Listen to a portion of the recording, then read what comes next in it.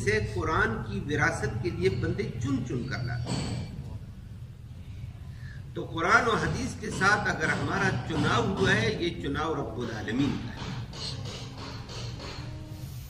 चाहे वो दीन के एतबार से मर्द हो या औरत हो, ये चुनाव रब का है। तो रब अगर चुनाव करता है तो इसकी हमें कदरदानी करनी चाहिए कि रब्बा तूने इंतखाब किया है और ये इंतखाब रब्बुल आलमीन का है, ये चुनाव रब्बुल आलमीन का है। ये बहुत बड़ी सआदत है, इसको कम नहीं समझना चाहिए। दुनिया के एतबार से अगर एक काउंसलर को मुंतखब किया जाता है तो काउंसलर भी चौड़ा होकर चलता है, जी मुझे लोगों ने काउंसलर मुंतखब किया, चुने जी। अगर चेयरमैन है, नाइब चेयरमैन है, एमपीए है, एमएनए है, वो चौड़ा होकर जी मैं इलाके का एमपीए हूँ, मुझे लोगों ने चुना है।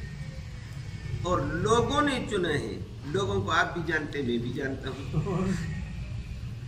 चुनने वाले कौन थे? अगर इसको अपने चुनाव पे फख्र है तो दीन वालों के एतबार से मैं अर्ज करना चाहता हूँ, दीन वालों तुम्हारा चुनाव खालिक कायनात में। चुनने वाला कौन है, कितना बड़ा, कितने बड़े का चुनाव है ये। इस बड़े के चुनाव में तो हम अगर आ गए हैं, ये अल्लाह का बहुत बड़ा इनाम है, ये बहुत बड़ा इनाम। इस इनाम को इनाम समझिए, ये अल्लाह का एहसान है। अब अल्लाह ने इतना बड़ा एहसान किया, हमें दीन से चुन लिया है, तो हमें इसकी कदर करनी चाहिए, इसका शुक्रिया अदा करना चाहिए। अल्लाह हमें हकीकी मानों में शुक्र की तौफीक नसीब फरमाए। और याद रखना, शुक्र के लिए एक तो ज़बानी शुक्र होता है, शुक्र अल्लाह अल्हम्दुलिल्लाह तूने एहसान किया है, ये भी शुक्र है। लेकिन शुक्र का हकीकी मतलब यही होता है, जो नेमत रब ने दी है उस नेमत को अल्लाह की मर्जी, अल्लाह की चाहत के मुताबिक इस्तेमाल करना। माल अल्लाह ने दिया तो माल को अल्लाह की मर्जी के मुताबिक सर्व कर, ये शुक्र अदा होता है। अगर अल्लाह ने तुम्हें कुरान के साथ हदीस के साथ चुना है तो अल्लाह की मर्जी के मुताबिक कुरान और हदीस को आगे दूसरों तक पहुंचाना है, ये इसका शुक्र है। अगर उस कुरान और हदीस को हम आगे लोगों तक नहीं पहुंचाते हैं, हम इस नेमत की नाकदरी कर गए, नाशुक्री कर गए। अल्लाह हमें इससे महफूज करे। इसलिए हजरत उलमा किराम थे, ये चुनाव रब्बुल आलमीन का है। इस चुनाव के बाद इस दीन को आगे फैलाना है। लोगों का मुआशरे में मुख्तलिफ किस्म के लोग होंगे। हम कहेंगे कि मुझे देवबंद वालों की मस्जिद मिले, शरीफों की मस्जिद मिले, सिर्फ वो मेरे पीछे नमाजें पढ़े, मैं नमाजें पढ़ा कर फारूक हो जाऊं। नहीं, ये दीन की मेहनत नहीं है। मुआशरे में उतर कर दीन पहुंचाना, और दीन पहुंचाने के लिए ऐसे भी आएंगे, आज के दौर के बिगड़ा हुआ अबू जाहिल से बड़ा बिगड़ा हुआ नहीं होगा। नबी तो उसके भी दर पे रहे कि दीन पे आ जाए। मुशरिकीन मक्का थे, उनको दीन पे लाने की कोशिश। आज के मुशरिक को भी दीन पे लाने की कोशिश की जाए, भगाने की नहीं। दीन पे लाया जाए, कैसे लाया जाए, उसके लिए हिकमत अमली के साथ काम करना पड़ेगा। और वो बिगड़ा हुआ इंसान चाहे जैसा कैसा, उसको दीन पे लाना है। दीन में नरमी करके दूसरे को दीन पे जमाना, ये मसलहत पसंदी है, मसलहत ये है। और दीन पे नरमी करके दुनिया पे की तरफ जाना, ये मुदाहिनत है, ये हराम है दीन में। अल्लाह हमें इससे महफूज फरमाए। आमीन। तो नरमी करके लोगों को दीन पे जमाओ, यस्सिरू वला तुनफ्फिरू हदीस में आता है सल्लल्लाहु अलैहि वसल्लम, नबी करीम सल्लल्लाहु अलैहि वसल्लम फरमाने। तो अल्लाह की इस नेमत की नाकदरी नहीं करनी, कदरदानी और शुक्रिया अदा करना है।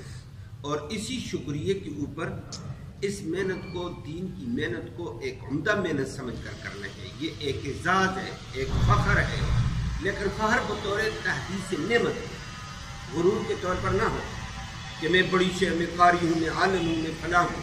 ये नहीं है। अल्लाह तूने करम बहुत बड़ा किया, इस करम को आगे फैलाने की तौफीक नसीब फरमा। और इस पर अपने आप को कमजोर समझने भी नाजायज होता है। آیت کریمہ میں نے عرض کیا، آیت کریمہ میں رب العالمین نے اس کام کو زبردست انداز میں بیان کیا. سنقرئک فلا تنسیٰ. اللہ نے استاد کا بھی ذکر کیا، شاگرد کا بھی ذکر کیا، نتیجے کا بھی ذکر کیا. سنقرئک کے اندر اللہ رب العالمین نے استاد کا ذکر کر کے فرمایا، نبی کریم صلی اللہ علیہ وسلم کو بتایا، نبی اس قرآن کو میں تجھے پڑھاؤں گا. اور سنقرئک رب کہتا ہم پڑھائیں گے. کس کو پڑھائیں گے؟ کا شاگرد کا ذکر کیا ہے، محمد کریم صلی اللہ علیہ وسلم تجھے ہم پڑھائیں گے. اور نتیجہ پھر آگے ذکر کر کے فرمایا، پڑھانے والا رب، پڑھنے والا محمد کریم صلی اللہ علیہ وسلم. نتیجہ واضح، فلا تنسیٰ، یہ دین کبھی مٹ نہیں پائے گا، قیامت تک چلتا رہے گا. تو دین کو اللہ نے چلانا ہے. تو دو باتیں ہیں، استاد اس قرآن اور دین کو آگے لے جانے والا استاد اول رب العالمین، پہلا شاگرد رحمت للعالمین. اور نتیجہ رب نے بتا دیا، فلا تنسیٰ، یہ دین مٹے گا نہیں. وہ کام جس کو رب العالمین کرے اور رحمت للعالمین کے سپرد کرے، وہ رب کا کام ہے، خدائی کام ہے. خدائی کام کو کوئی مٹا نہیں سکتا. مٹانے والے مٹ جائیں گے. دین کو مٹانے والے تاریخ کے اندر بڑے بڑے آئے گے، ہمارے قریب کی تاریخ میں بڑے آئے گے. خود بیچارے مٹ گئے، لیکن دین اسی طرح ہے. تو دین نہیں مٹے گا. دین کو یہ خدائی کام ہے، خدائی کام. کبھی آپ نے تبلیغی بھائیوں سے سنا ہوگا، وہ کہتے ہیں تبلیغ کے ساتھ وقت لاؤ، انبیاء کا کام ہے. تبلیغ کے ساتھ انبیاء کا کام ہے، وقت لگانا وہ اپنی جگہ ہے. کس حد تک پوری مناسبت ہے وہ اپنی جگہ ہے، چلو مانتے ہیں. لیکن یہ دین کی محنت، قرآن پڑھانا، حدیث پڑھانا، لوگوں کو دین پہ لانا، مسجد کی نبوت کی یہ ذمہ داری کو پورا کرنا، یہ بھی قرآن پڑھنا پڑھانا خدائی کام ہے. یہ رب نے کی ہے سب سے پہلے. اور محمد کریم صلی اللہ علیہ وسلم کو پڑھایا.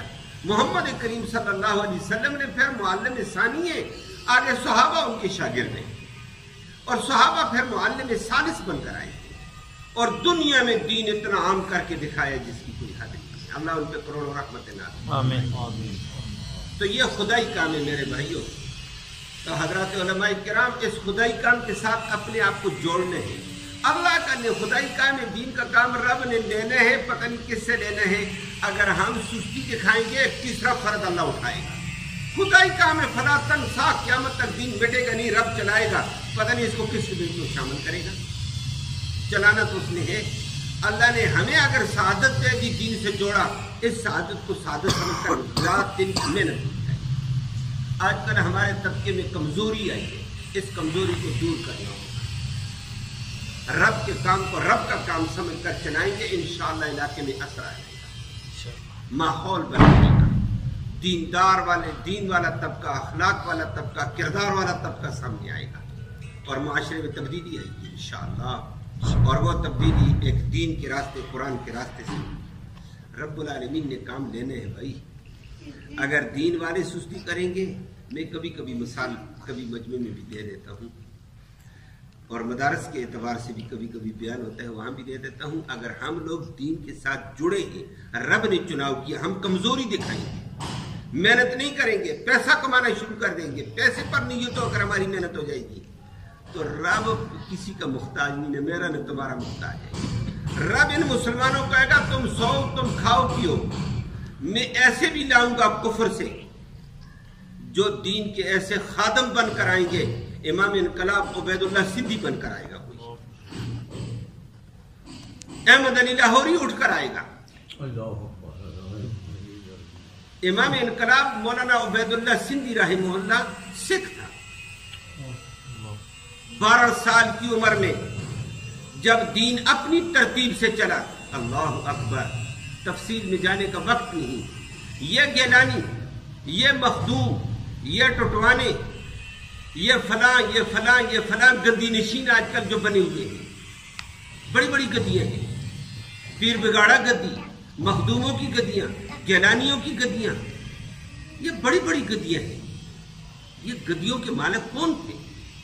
ये जय्यद उलमा किराम थे। अंग्रेज ने जब इनको खरीदा और बड़ों को मिटाया कि ये बड़े तो नहीं खरीदे जाते थे, मार दो इनको, तहरीकें चली थी उस वक्त भी, आज की बात नहीं है। आज कहते हैं फलां इदारे के ऊपर हुकूमत ये करती है, ये मरकज उस वक्त तबाह किए थे हुकूमत ने। नीचे औलाद की कमजोर थी, दीन नहीं सीखा, अंग्रेज ने खरीद उठाया, इलाके भी अलाट कर दिए, उनको मरबे भी दे दिए हैं बड़े बड़े। अंग्रेज अपने पास लेकर गया, वापस ब्रेन वॉश करके अंग्रेज बनाकर उसने मुसल्लत किया इन गिलानियों, इन मखदूमों को। ये मखदूम कितने पंजाब में देखो, ये सारी इस बड़ी बड़ी गद्दियां हैं। महमूद कुरैशी की गद्दी है, जावेद हाशमी की गद्दी है। जावेद हाशमी फिर भी सही लगी गए, जरा कुछ उलमा के साथ जुड़ने से एक रंग आ गया, उलमा की बरकत है मुझे। फिर ये बड़े बड़े लोग थे। अंग्रेज जब खरीद कर ऊपर वालों को मिटाया, नीचे वाले खरीदे, कहा हमारा काम मरबे लेने, हजारों मरबे जमीनें ले लिए, पंजाब के मालिक बन गए, रईस बन गए, नवाब बन गए। अल्लाह, इन्होंने दीन का काम छोड़ा। रब ने कहा मैंने दीन का काम लेना है। एक सिख गिराने से उबैदुल्ला सिंधी जैसे आदमी को अल्लाह ने मुसलमान बना दिया। 12 साल की उम्र में मुसलमान बना। एक शाह अब्दुल अजीज मुहद्दिस देलवी की किताब को देखा, किताब ने इनकलाब लाया। 12 साल का बच्चा मुनकलिब हुआ है, पलटा, इस्लाम में आया, देवबंद के मदरसे में पहुंच गया। अंग्रेज ने बाकी लोगों को खरीद कर पालना शुरू किया, और जिस वक्त इस तरतीब से काम आगे चली, 4 साल में आज जिस काम को हम चलाते हैं, 8 साल दरस निजामी कर, 12 साल दरस निजामी कर, उबैदुल्ला सिंधी ने 4 साल में दरस निजामी किया।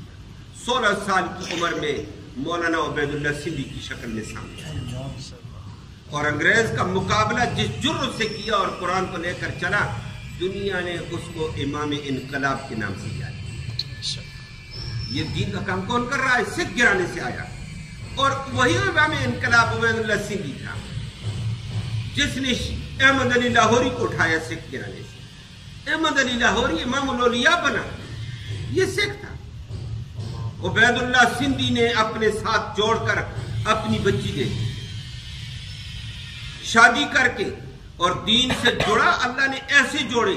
इमाम औलिया अहमद अली लाहौरी ने 50 साल लाहौर में बैठकर जिस कुरान को फैलाया, और वक्त का वली नहीं, इमाम औलिया बनकर सामने आया।